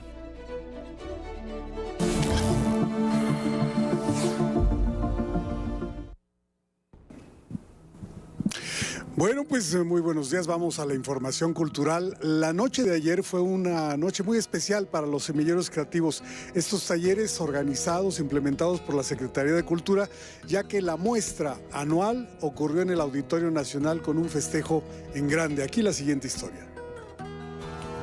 En medio de un explosivo festejo, parecían insuficientes butacas y escenario del Auditorio Nacional. De un lado, un centellante mosaico vivo con más de 1,300 niños, niñas y jóvenes artistas. Del otro, el público que agotó localidades por el simbólico precio de $1 por boleto. Tiempo de Mujeres es el tema en torno al que giró Tengo un Sueño. Integró piezas escritas por compositoras y lució escenografía realizada por semilleros de artes visuales, marco colorido del canto, música, baile y acrobacias. Tengo un Sueño muestra signos de haber trascendido fronteras. Despertó interés en Joana Páez, originaria de Bogotá. Me pareció muy interesante precisamente para saber qué se está haciendo a nivel comunitario en temas de arte y cultura. Con un hilo narrativo mostraron habilidades creativas cultivadas en semilleros y ofrecieron ocasión incluso para conocer el recinto. Para mí es la primera vez que vengo aquí al auditorio. Entonces, pues va a estar bueno, va a estar interesante. En armonía, sonidos, formas y colores. Logro de creatividad depurada en sesiones semanales. Es muy atractivo que el gobierno esté apoyando también este tipo de cuestiones, ¿no? Porque generalmente no hay muchos espacios para los niños chiquitos. Personas de edades breves y gran capacidad de expresión artística sembrada en semilleros creativos.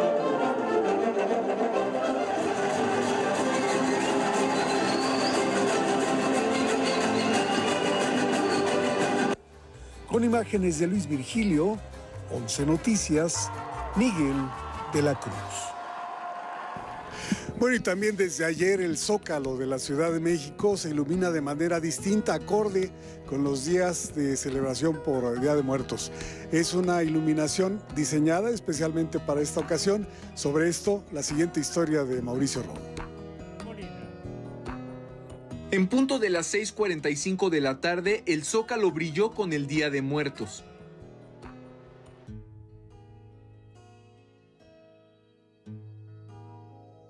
fue un ejército de personas que dio vida a la Catrina y sus acompañantes de cartón.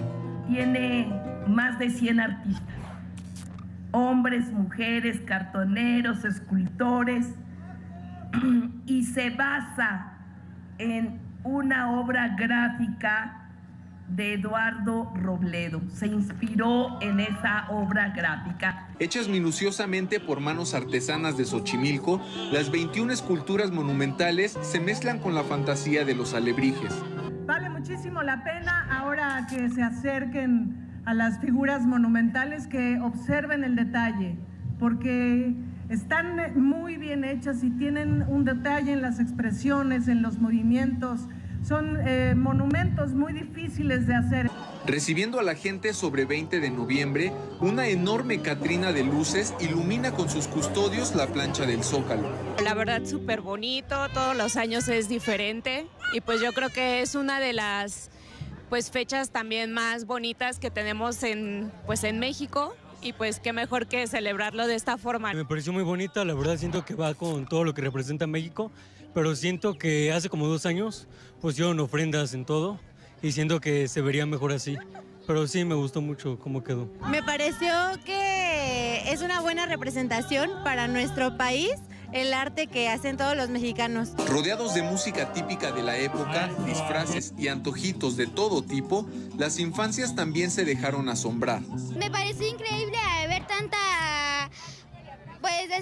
muchas flores de cempasúchil, muchos monumentos. Me gustó bastante porque es mi segunda vez acá en la CDMX y pues es muy bonito venir acá porque cuando es Halloween y eso, las flores de cempasúchil y eso, las esculturas, está muy bonito. Con la forma en que se plasma la cultura mexicana en la Ciudad de México, en el Zócalo, y ver tanto arte es algo increíble.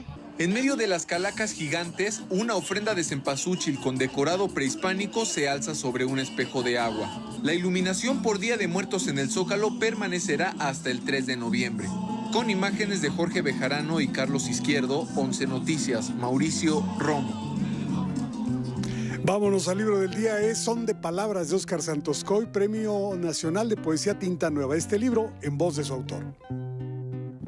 Con este libro gané el Premio Nacional de Poesía en el 2021. Fue Mario de puro soneto, esta estructura muy antigua, desde el siglo XIV.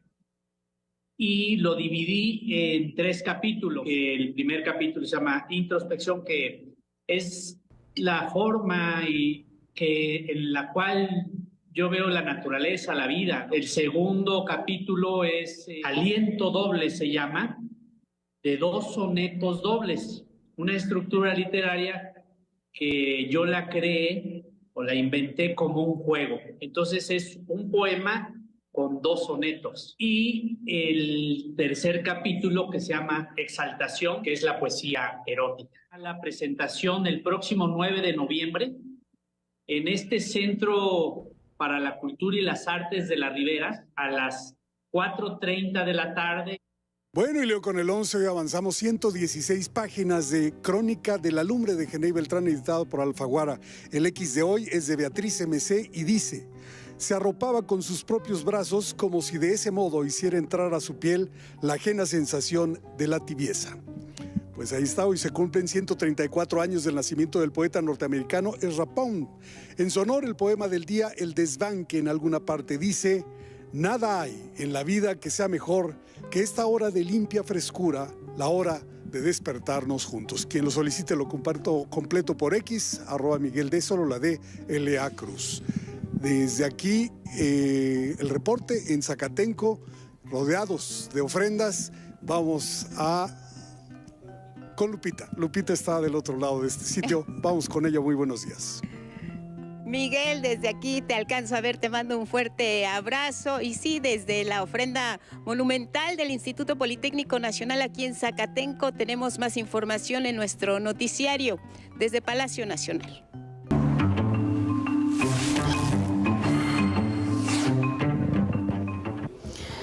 Pues desde Palacio Nacional regresamos a la explanada del Centro Cultural Jaime Torres Bodet. Seguimos aquí en el Instituto Politécnico Nacional en esta mega ofrenda que fue montada por alumnas, alumnos, por supuesto también docentes y gran parte de la comunidad politécnica que tuvo a bien pues hacer esta representación por nuestras festividades de Día de Muertos. Ustedes pueden observar en este momento a mi espalda pues estamos observando una de las ofrendas montadas por el Centro Nacional de Lenguas Extranjeras de Zacatenco, de la Unidad Santo Tomás, y es en referencia a un panteón, el Panteón de Mixquic, donde se pueden ver las tradiciones año con año, particularmente en estas fechas, en Día de Muertos. Vámonos ahora a retomar la información internacional, porque seguimos, por supuesto, transmitiendo este noticiero matutino, y es que vamos a contarles que nuevamente la Asamblea General de la Organización de las Naciones Unidas se pronunció en contra de este bloqueo que mantiene Estados Unidos hacia Cuba, un bloqueo que ha venido sucediendo desde hace más de 60 años. La condena en esta ocasión fue al embargo. Estuvo apoyada por 187 países contra solo 2 que estuvieron en contra, Israel y el propio Estados Unidos. Sin embargo, la decisión de la Asamblea no obliga a Estados Unidos a levantar este embargo económico, comercial, financiero y de ayuda humanitaria que se mantiene contra Cuba. El canciller de aquel país, de la isla, Bruno Rodríguez, recordó el impacto del bloqueo con muy pocos recursos. Dijo ante la ONU que Cuba hubiera evitado la crisis de electricidad que hace unos días provocó apagones generalizados allá en la isla. El daño a la economía cubana de 18 días de bloqueo asciende a 252 millones de dólares. Ese dinero que nuestro país pierde o deja de recibir bastaría para asegurar el mantenimiento a nuestras termoeléctricas. El canciller cubano fue más allá y esto es lo que dijo.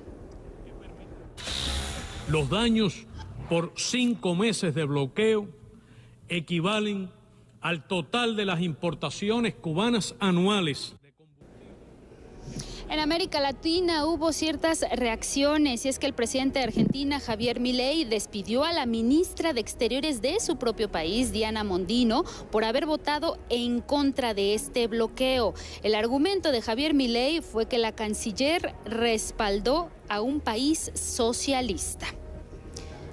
Y bueno, nos vamos ahora con información precisamente que tiene que ver con Argentina, y es que siguen las protestas contra su presidente Javier Milei. Ahora fue en la capital, en Buenos Aires. Sindicatos paralizaron durante 24 horas los servicios de trenes de carga y pasajeros, así como el metro, también los servicios de taxi, el aeropuerto, puertos marítimos. Más de 1 millón de pasajeros se vieron afectados. Los trabajadores que protestaron por la pérdida del poder adquisitivo pidieron aumento salarial y rechazaron el intento de privatizar la empresa estatal Aerolíneas Argentinas. El secretario de Transporte de ese país, Franco Mojeta, dijo sobre el paro que se trata de un boicot político de un grupo de dirigentes que busca sus propios intereses y afecta a pasajeros. El mensaje que fue difundido por el gobierno en las pantallas, precisamente de los servicios de transporte. Esto ocurrió allá en Argentina. Y bueno, la presidenta Claudia Sheinbaum insistió nuevamente en que España debe de ofrecer disculpas a los pueblos originarios de nuestro país, de México, por los agravios cometidos durante la conquista. La presidenta puso como ejemplo a Estados Unidos y a Reino Unido, y es que en la conferencia matutina mostró 2 videos la presidenta. En el primero de ellos, el rey Carlos III de Reino Unido, en la reunión de jefes de gobierno de la Mancomunidad de Naciones allá en Samoa, reconoció el dolor que causó la esclavitud en el pasado tras el reclamo de países africanos y caribeños que exigen la reparación del daño. En otro video más, el presidente Joe Biden ofreció disculpas públicas por el secuestro de miles de niños nativos americanos que fueron internados a la fuerza por el Estado. Sí, el rey Carlos y el presidente Biden y otros muchos que pusimos en el video se han disculpado por atrocidades del pasado, porque España, ¿no? Y sobre esto hay que recordar que el expresidente Andrés Manuel López Obrador había solicitado a la corona española el reconocimiento de estos agravios del pasado y una disculpa pública a los pueblos originarios de México, misma que no fue atendida. Y nos vamos a enlazar directamente hasta Berlín, Alemania, con Juliana González, analista de la Deutsche Welle. La crisis que enfrenta una de las empresas automotrices más importantes en Alemania. Juliana, buenas tardes para ti en Europa. Adelante. Un gusto saludarte, querida Guadalupe, a toda la audiencia del 11. Aquí en Alemania, Volkswagen atraviesa una crisis sin precedente. Más de 10.000 empleados temen por sus puestos de trabajo. Y es que la mayor fabricante de autos de Alemania y de Europa podría cerrar por primera vez en su historia plantas de producción en suelo alemán. Esto después de que durante años se haya puesto fin al contrato que protegía los despidos masivos por reestructuración. Volkswagen era considerada hasta ahora uno de los empleadores más seguros de Alemania. En la crisis actual se habla de errores de gestión, por ejemplo, y es que pese a que la empresa siempre reparte dividendos, también es cierto que sus acciones no han dejado de perder valor desde su máximo de abril de 2021. Volkswagen subestimó, por un lado, la competencia china durante demasiado tiempo y se pasó a la electromovilidad demasiado tarde. Se podría hacer el resumen de la situación. Además, los principales modelos de la marca son demasiado costosos y los costos de producción aquí en Alemania demasiado elevados. Pero además sus ventas en el mercado chino han caído. También hay críticas a la negligencia o interferencia de los grandes accionistas. Por ejemplo, a la familia que controla más del 50% de la compañía, los Porsche. No se les acusa de no inmiscuirse lo suficiente en la interna de la empresa, mientras que al segundo mayor accionista se le critica que pueda bloquear decisiones empresariales por los impactos políticos. Estamos hablando del estado de Baja Sajonia, que controla el 20% de las acciones. El tercer mayor accionista es un holding del gobierno de Qatar con 17%. Volkswagen es considerado un pagador de dividendos fiables. Solo el año pasado, el grupo distribuyó 4.500 millones de euros a los accionistas. Ante este panorama, a los tres actores se les acusa de mirar hacia otro lado a la luz de la actual crisis. Cifra sobre cifra permite, Guadalupe, entender la dimensión del grupo Volkswagen, que no ha parado de hacer nuevas adquisiciones en las últimas 3 décadas. Al grupo le pertenecen diversas marcas de 5 países diferentes como Skoda, Audi, Lamborghini o Ducati, por nombrar solo algunas. Volkswagen es hoy uno de esos principales conglomerados del mundo, con casi 700.000 empleados y un volumen de negocios que supera con creces los 300.000 millones de euros. Algo así como una cuarta parte del PIB mexicano. Una de las salidas a la crisis para evitar los despidos masivos es el recorte salarial, un punto álgido, Guadalupe, en las negociaciones actuales, donde los sindicatos piden un aumento del 7% para compensar la inflación, mientras que la empresa pide un recorte del 10% y un congelamiento de incremento en los próximos años. La crisis está lejos de conjurarse. Estaremos pendientes. Gracias, Juliana González. Buenas tardes en Europa. Y con esa información, Guadalupe, yo me despido de ti y de todos ustedes desde los estudios de DW en Berlín. Muchas gracias. Gracias a Juliana González y gracias también al Instituto Politécnico Nacional por haber sido nuestro anfitrión esta mañana desde la mega ofrenda monumental. Pues nos despedimos, Silvia. Muchas gracias, Silvia Blanco, directora de Formación en Lenguas Extranjeras. Gracias. Reitéranos la invitación para venir. Reiteramos la invitación a que toda la comunidad que nos está escuchando de los alrededores del Instituto Politécnico Nacional y a la comunidad politécnica para que vengan a visitar la macroofrenda y conozcan de esta bella tradición. Muy bien, muchas gracias, Silvia. Gracias por ser nuestros anfitriones. Hasta el domingo la pueden visitar, así que pues hay que venir. Angie, Miguel, sí. Qué honor haber estado esta mañana juntos. Lo mismo digo, al pie del queso, que vengan a la ofrenda. Pero también junto con Miguel de la Cruz y por supuesto aquí con la coordinadora de este evento, Lupita, hay que invitar a todos los que nos están siguiendo en este momento porque mañana vamos a transmitir desde el Zócalo Capitalino. 11 Noticias Matutino, ahora se va al Zócalo Capitalino para poderle llevar toda la información y también lo que está ocurriendo ahí en el centro de la capital de nuestro país, porque también hay festividades y hay un encuentro con el Día de Muertos. Sí, y ayer has estar, Miguel, ¿verdad? Ahí voy a estar. Ya te comprometimos desde hoy. No vengo ahora. Al Poli, mañana también tienes que estar en el Zócalo. Mañana vengo para acá y ustedes están en el Zócalo. No, y además hay muchas actividades, Miguel, que creo que va a ser importante que el auditorio conozca. Actividades en el Museo Dolores Olmedo, se pone maravilloso también. Les prometo una nota sobre los preparativos del desfile, que va a ser el fin de semana. Bueno, el día 2, no fin de semana, el día 2, tendremos ahí un adelanto muy interesante.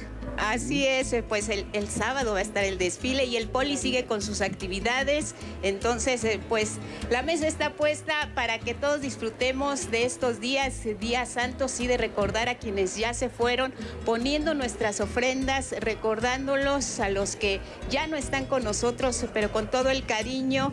Angie, Miguel, Silvia, muchas gracias y gracias a todo el equipo de producción del 11 que hizo posible esta transmisión. Así es, y a toda la comunidad politécnica que aquí nos ha acogido muy bien y que sigan viniendo. Muy buenos días. Nos vemos mañana en el Zócalo, los esperamos. Gracias.